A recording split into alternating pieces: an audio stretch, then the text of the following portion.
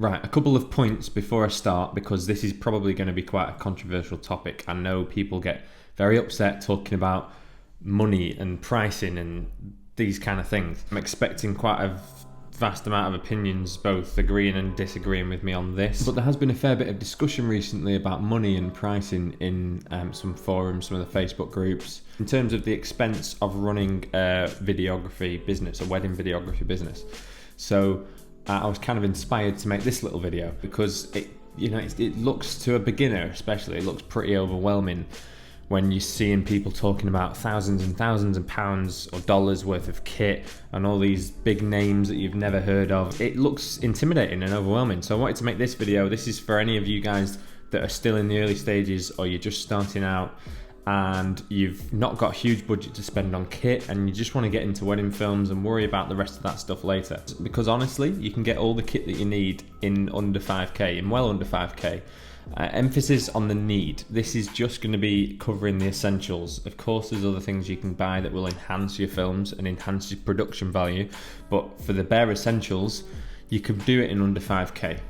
So the couple of points to bear in mind: this isn't exactly my setup. I use a lot of the stuff I'm going to be recommending I do use myself in my videography business, but it's not my entire setup. I've got a bit more kit. The more I've done this, the more I've bought as I've gone along, and my kit bag looks slightly different these days to how it did when I started. But a lot of the stuff I'm going to recommend in this video, I still use all the time. And secondly, some of the stuff on this list, like the cameras, the lenses, you could even get them on pay monthly plans, or you could hire them. You don't necessarily have to buy the stuff outright. You could buy any of this kit second hand. I wanted this to be a totally doable setup for anyone. So you could always, if you don't have the £5,000 right now, you could hire the kit, you could borrow it, you could get it on a pay monthly scheme, you could get this stuff second hand. I've done some research on here, and all the prices that I've based this on are UK prices. But for our American brothers and sisters that might be subscribed to this channel, what I'm going to do, or watching this video, what I'm going to do is I'm going to put the pounds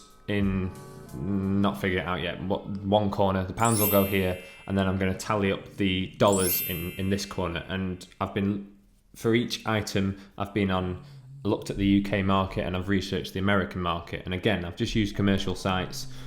So Amazon, London Camera Exchange for the UK. I've been on things like B&H and the US Amazon for America. With a bit of shopping around, you can probably get this stuff even cheaper.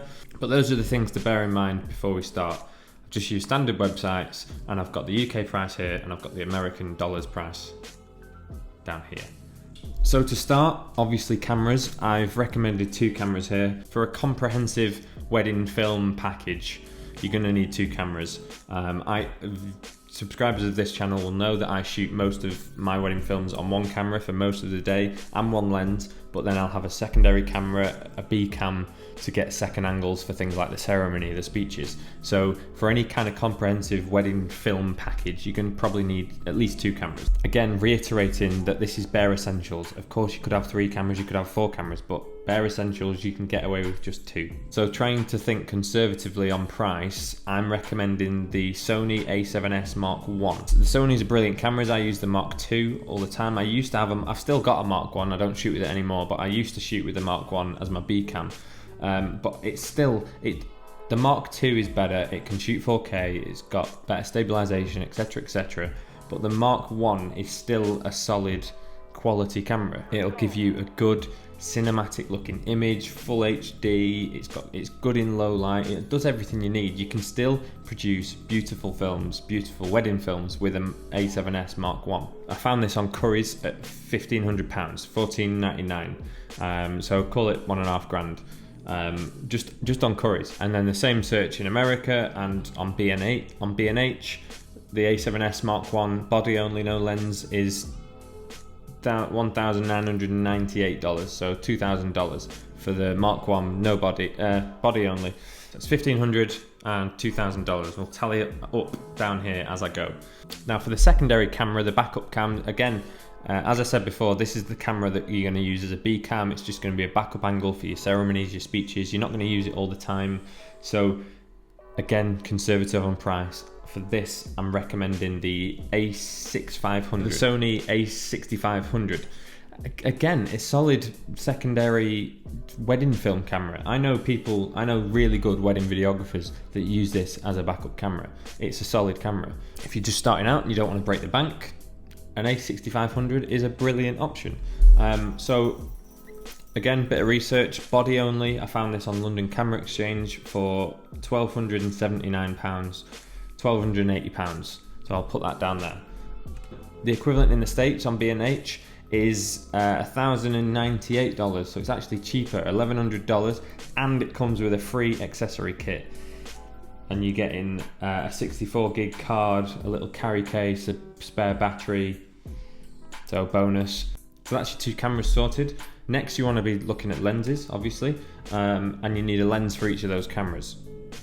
Again, for my style of shooting, I would film a wedding most of the day, one camera, one lens, and then I'd have one lens always on the second camera. So you only need two lenses. The lenses I'm recommending here are two Samyang primes. Samyangs are really good pieces of glass, but super cheap compared to like Sony lenses, Canon lenses. I don't know why.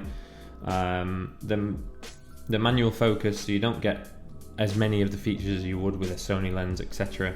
But they're brilliant lenses, and they're dirt cheap. So the first one I'm going to recommend is the Samyang 85mm Cine 1.5 aperture T-stop. It's a video Cine lens, and it's E-mount, so it will fit onto the Sony cameras natively. The 85mm prime Samyang 1.5 aperture, it's £300 on the London Camera Exchange. So I've sourced that online at £300.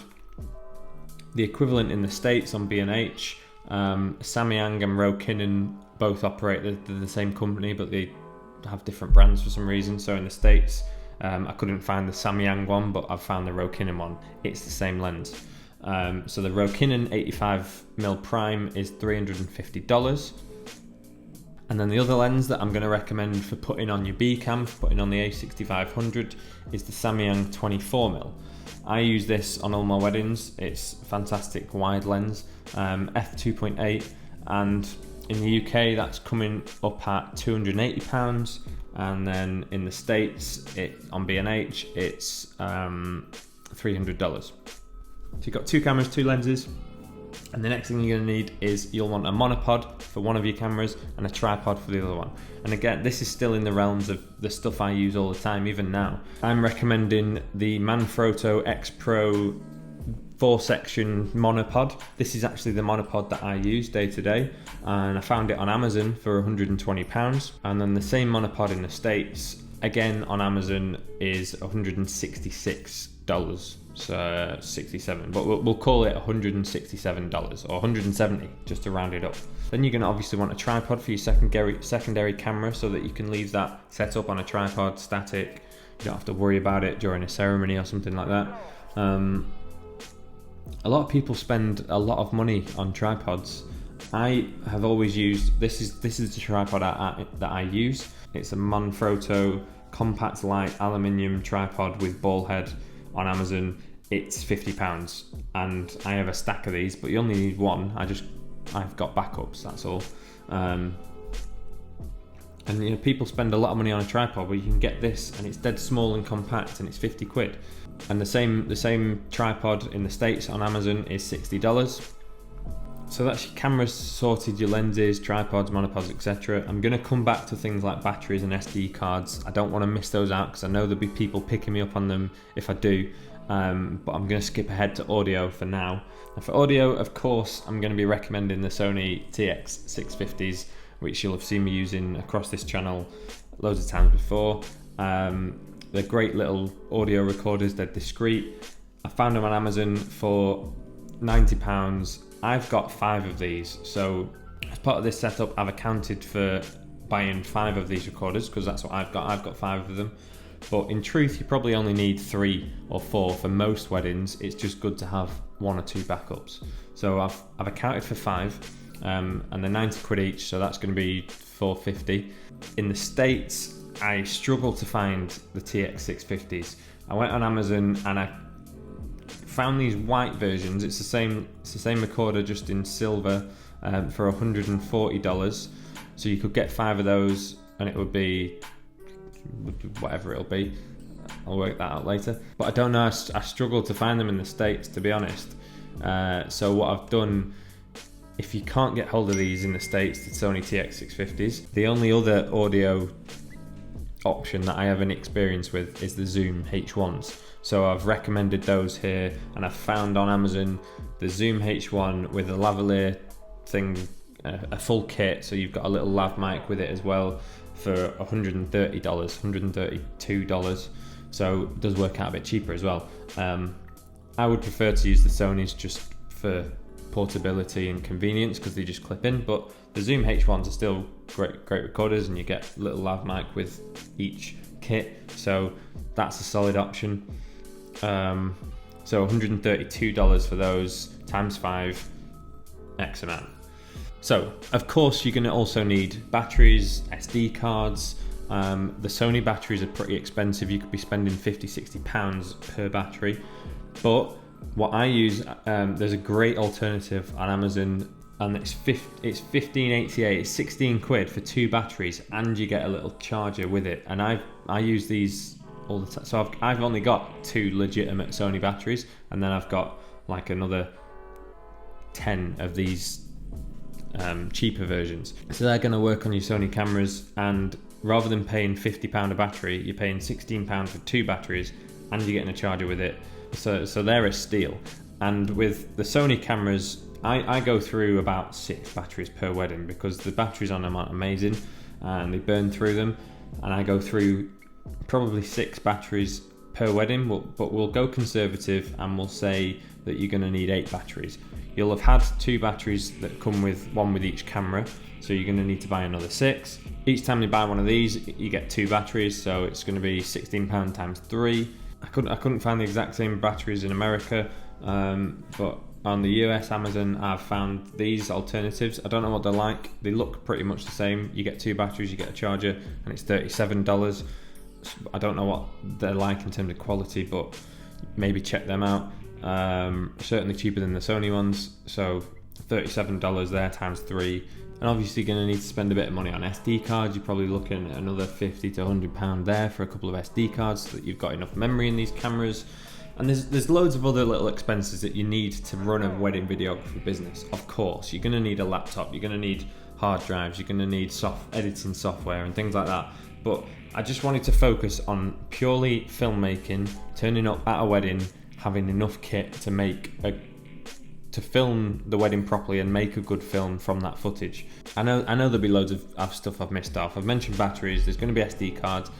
Let's say you need a carry case to carry all this stuff to the wedding. You can go on Amazon, get the Amazon Basics DSLR camera bag. It's £36. That'll do the job. And I know there's going to be loads of stuff that I have missed off here before people start commenting, but I'm hoping that this gets the point across. You know, if you are just starting out, I don't want you to be intimidated by all the thousands and thousands of pounds or dollars that you think you've got to spend on kit, because there's an overwhelming amount of stuff out there. But the truth is, I know loads of brilliant wedding filmmakers that make beautiful, amazing work just using one camera, one lens, or a couple of cameras, like I do most of the day on one camera, and then just a backup camera, minimal kit, no lighting, no drones, no gimbals, nothing like that. And that's established videographers producing beautiful work. So certainly when you're starting out, why not just get the basics, get the essential kit that you need, focus on the basics and hone your craft and learn how to become a good videographer, and then later on spend a bit of money. Once you've started making a bit of money, then you can spend on all the other equipment that you might want. Everyone's got a different style. Some people like to use gimbals, some people like to use drones or lighting, and of course they're great tools and they will give you a different sort of style, and they might increase your production value tenfold. Using lighting might really improve your production value depending on your style, but it's not an essential. That's why I've chosen the Sony cameras here, because the low light's brilliant in them. So lighting isn't an essential part of your kit bag. It's an optional extra that might enhance your films for sure. It's a great tool. Using lighting, a drone's a great tool, but it's not an essential. So if you're just starting out, get a kit similar to this learn the basics, master your craft, and you'll make some really good money in this industry, because it's a great industry to be in and you don't need to spend all of your profits on unnecessary expenses. It can be quite a profitable business. So yeah, I wish you all the best of luck with it and the coming season, and I hope you like this video. If you did, please let me know. I'd love you to subscribe or leave a comment. Any questions, hit me up as ever, and thanks for watching, and I will see you in the next one.